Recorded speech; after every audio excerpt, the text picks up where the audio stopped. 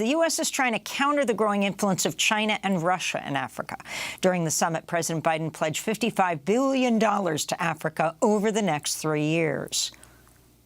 We plan to commit $55 billion in Africa. That number represents a comprehensive commitment from the United States to invest in Africa's people, Africa's infrastructure, Africa's agriculture, Africa's health system, Africa's security, and more. Good afternoon.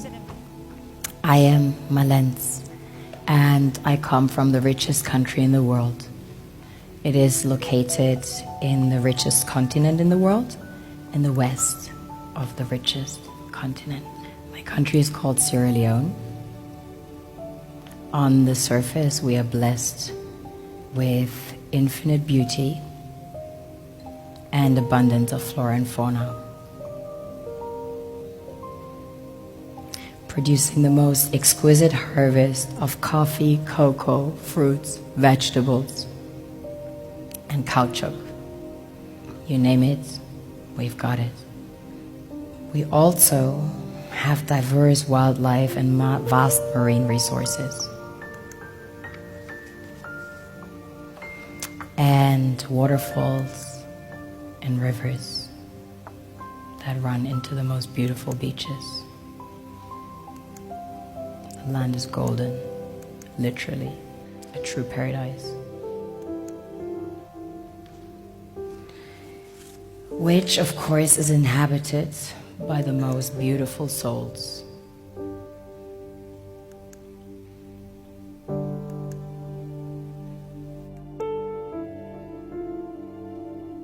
We have a very strong cultural heritage. In fact, Sierra Leone had the first sub-Saharan university. Prior to that, there was one in the Kingdom of Timbuktu, which was the first university in the world, succeeding the great Gnostic schools of Egypt and Osiris.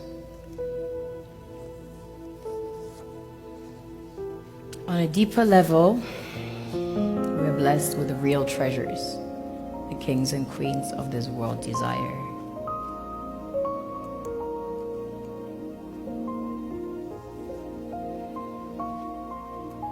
This was the largest alluvial diamond ever found. It weighs almost 1,000 carats, 969 to be precise. This beauty was found by an old lady in her backyard about 2 years ago, 125 carats. Some people mine gold in their backyards. That's quite common. Besides gold and diamonds, we have about 20 precious minerals that have been discovered as of today. We recently started extracting huge petroleum reserves that have been discovered. We have platinum, ilmenite to make titanium, rutile to coat jets, iron ore, the largest iron ore deposits in Africa, the third largest in the world. Tantalite, also known as coltan, used in your mobile phones and computers. Bauxite for aluminium production. Zinc, chrome ore, copper, coal, phosphates, potassium, salt, lead, granite, asbestos, nickel, zircon. Furthermore, we have exquisite timber like mahogany, antique, and we have the most beautiful stamps in the world. Of course, the West needs Africa's resources most desperately to power airplanes, cell phones, computers, and engines. And the gold and diamonds, of course, a status symbol to determine their powers by their core and to give value to their currencies. One thing that keeps me puzzled, despite having studied finance and economics at the world's best universities, the following question remains unanswered. Why is it that 5,000 units of our currency is worth 1 unit of your currency, where we are the ones with the actual gold reserves? It's quite evident that the aid is in fact not coming from the West to Africa, but from Africa to the Western world. The Western world depends on Africa in every possible way. since alternative resources are scarce out here. So how does the West ensure that the free aid keeps coming? By systematically destabilizing the wealthiest African nations and their systems, and all that backed by huge PR campaigns, leaving the entire world under the impression that Africa is poor and dying and merely surviving on the mercy of the West. Well done, Oxfam, UNICEF, Red Cross, Life Aid, and all the other organizations that continuously run multi-million-dollar advertisement campaigns depicting charity porn to sustain that image of Africa globally. Ad campaigns paid for by innocent people under the impression to help with their donations. While one hand gives under the flashing lights of cameras, the other takes in the shadows. We all know the dollar is worthless, while the euro is merely charged with German intellect and technology, and maybe some Italian pasta. How can one expect donations from nations that have so little? It's super sweet of you to come with your colored paper in exchange for our gold and diamonds. But instead, you should come empty-handed, filled with integrity and honor. We want to share with you our wealth and invite you to share with us. The perception is that a healthy and striving Africa would not disperse its resources as freely and cheaply, which is logical. Of course, it would instead sell its resources at world market prices, which in turn would destabilize and weaken Western economies, established on the post-colonial free meal system. Last year, the IMF reports that 6 out of 10 of the world's fastest growing economies are in Africa, measured by their GDP growth. The French Treasury, for example, is receiving about $500 billion year in, year out. Foreign exchange reserves from African countries based on colonial debt they forced them to pay. Former French President Jacques Chirac stated in an interview recently that we have to be honest and acknowledge that a big part of the money in our banks comes precisely from the exploitation of the African continent. In 2008, he stated that without Africa, France will slide down in the rank of a third world power. This is what happens in the human world, the world we have created. Have you ever wondered how things work in nature? One would assume that in evolution the fittest survives. However, in nature, any species that is overhunting, overexploiting the resources they depend on as nourishment, natural selection would sooner or later take the predator out because it offsets the balance. About the U.S.-Africa Leaders Summit, we're joined by Amira Woods. She is Executive Director of the Green Leadership Trust, a network of Black, Brown, and Indigenous people on boards of environmental organizations and philanthropies. Amira Woods is also an ambassador for Africans Rising for Justice, Peace, and Dignity, originally from Liberia. Amira, thanks so much for joining us again on Democracy Now! Talk about the significance of this 3-day summit, what surprised you, what came out of this, and the relationship between the United States and these African nations that were there and those that were not invited. Well, Amy, it's always a joy to be with you. Thank you so much for having space for this conversation. I would say, you know, the summit, it comes after 4 dismal years of the Trump administration where the former president was literally calling African countries, you know, derogatory terms, S-hold countries, right? I mean, the just shocking abuse that came out of that administration. So when you see a summit like this, yes, it's very much a photo op, right? But it's a photo op coming after this period when, quite frankly, it's being welcomed. I think we have to to then look beyond the photo op, to recognize that, Africa is still very much, whether it's a Democrat or a Republican administration, it's still very much seen in the lens of geopolitics, but also in the lens of this resource war, right? I think what we have to pull back the lens. Historically, African resources have driven the global economy, whether it is the cola that goes into Coca-Cola or the uranium that was from Democratic Republic of the Congo that was used for the uranium bomb dropped on Hiroshima. There is a long history of Africa's resources being used by the global economy, being used, quite frankly, to create the industrialization that we see in Europe, in the US. It is the resources of Africa that drove that industrialization, yet Africa did not benefit. And so what we see is that a global economy that is deeply unjust almost continues to marginalize Africa and the African world and people of African descent all over the world. It is a deeply kind of racist, capitalist, extractive system that has, quite frankly, destroyed the planet, leading to climate change, global warming, disasters all over the planet.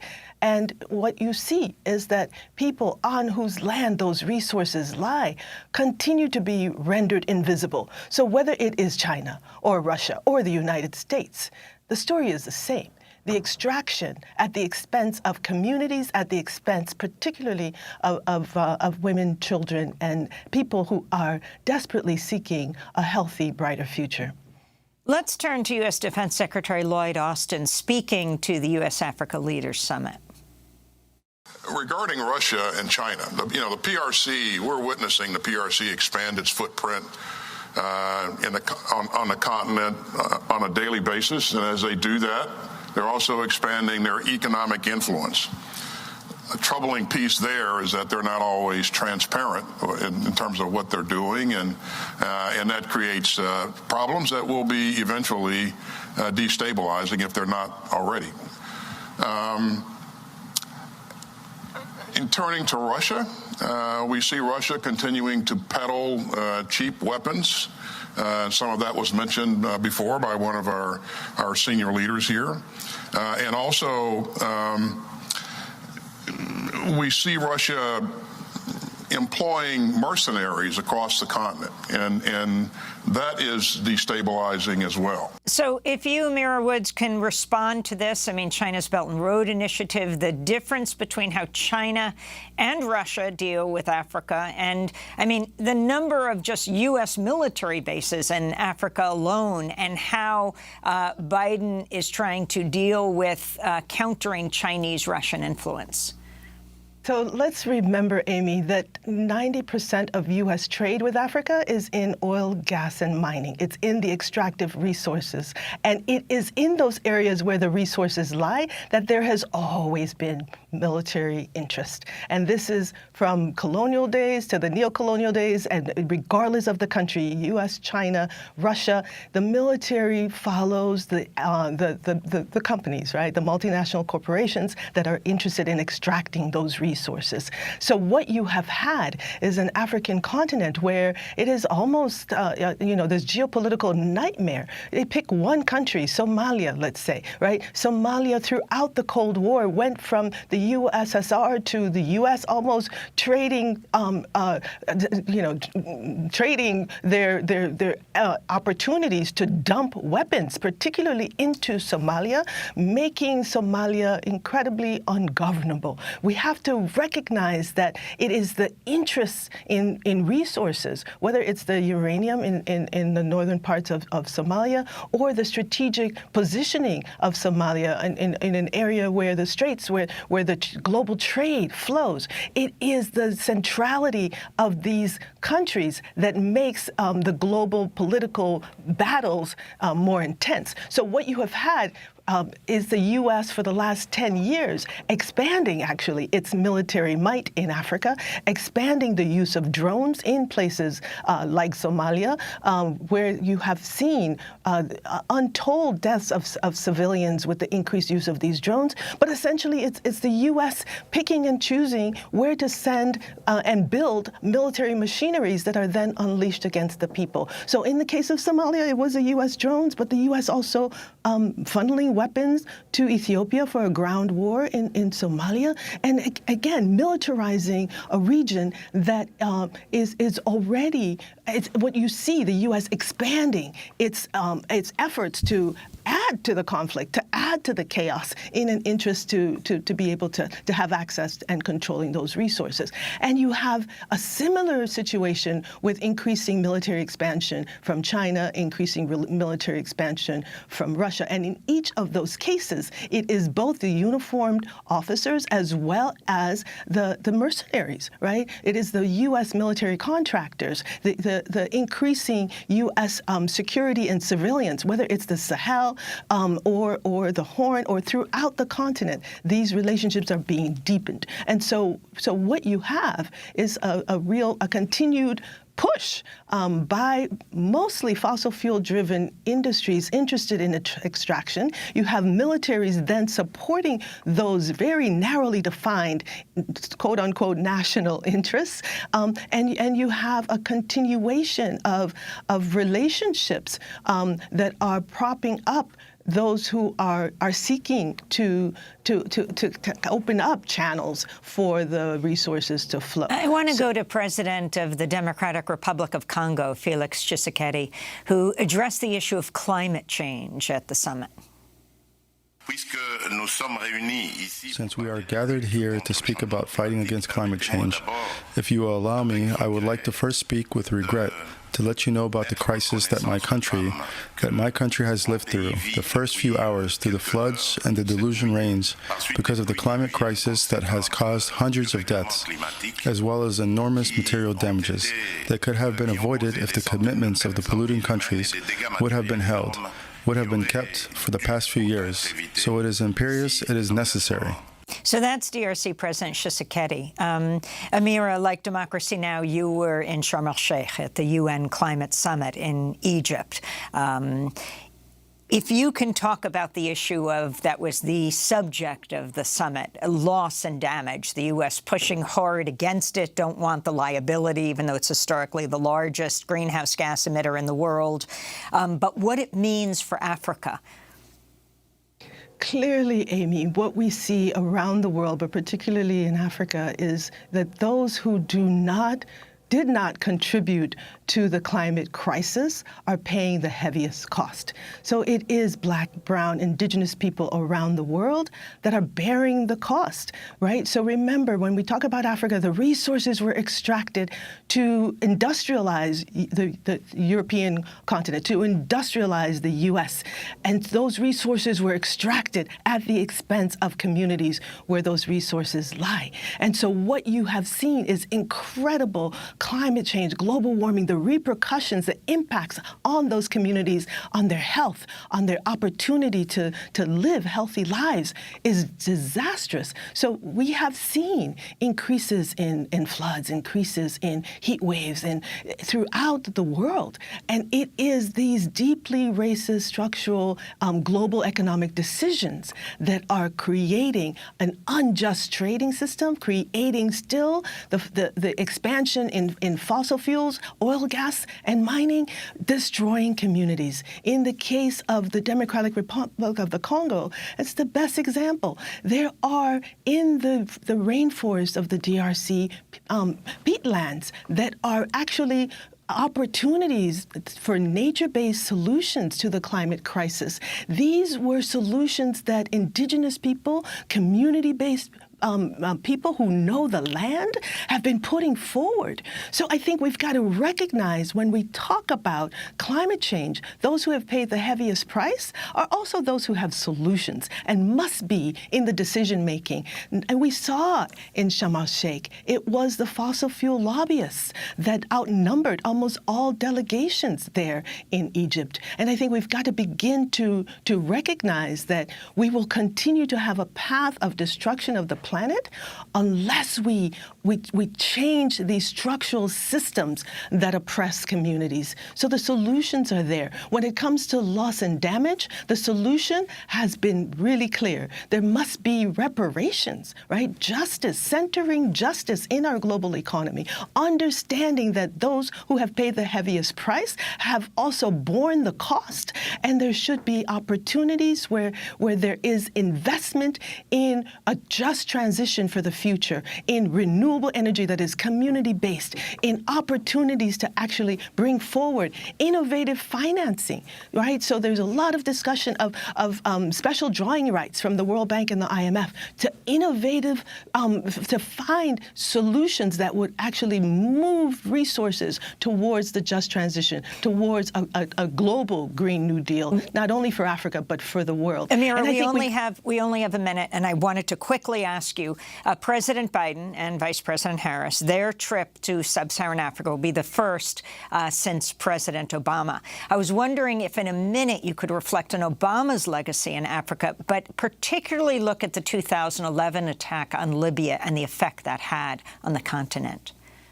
Once again, we've got to look at the issues of fossil fuel industries and militarism. That was the case in Libya, whether it's for the Obama administration or now for the Biden administration and future administrations.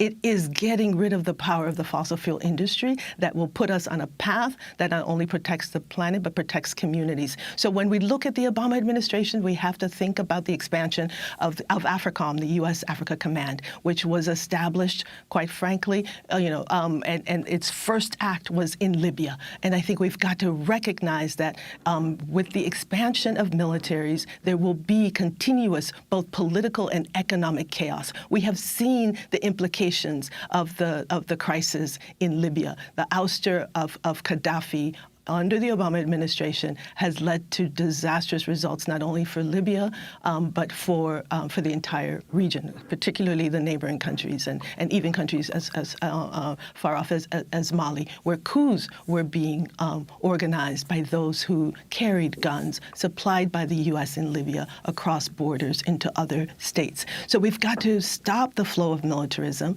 We've got to understand the links of militarism to the fossil fuel crisis, to the climate crisis. We've got to begin to create other opportunities where fossil fuel companies are taxed, and we look at opportunities to actually cap the flow of these harmful fossil fuels into our global economy. We've got to look at all of these opportunities to change global governance so that those, particularly Black, Brown, and Indigenous people, have the opportunity for what you said at the beginning of this show in Puerto Rico, self-determination.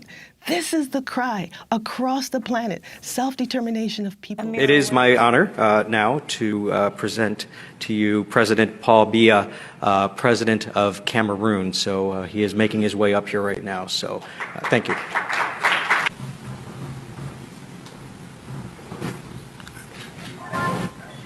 Pourquoi je suis en vedette ici. C'est qui tous ces gens qui sont là?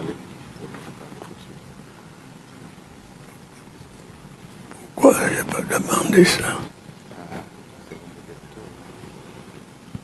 Est-ce qu'il y a des gens importants là? Les ministres qui sont là. Le président Kagame a parlé, il est parti. Là, c'est le ministre, c'est vous qui parlez. Vous avez votre micro. Vous commencez. On vous a déjà introduit. Le monsieur vous a introduit. Il y avait un monsieur debout qui vous a introduit. Je dois parler maintenant.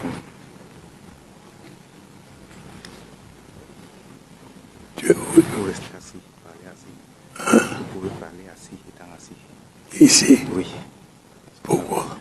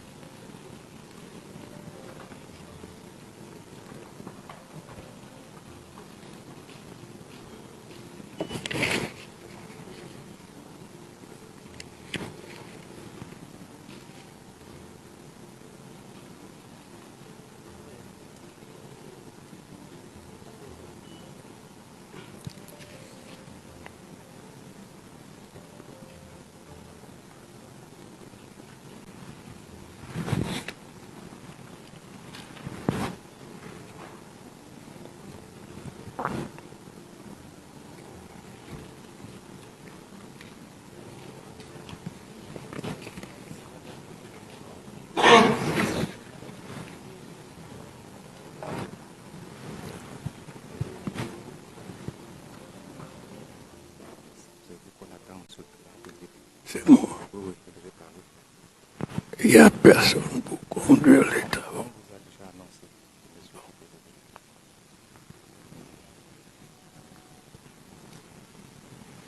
C'est ici.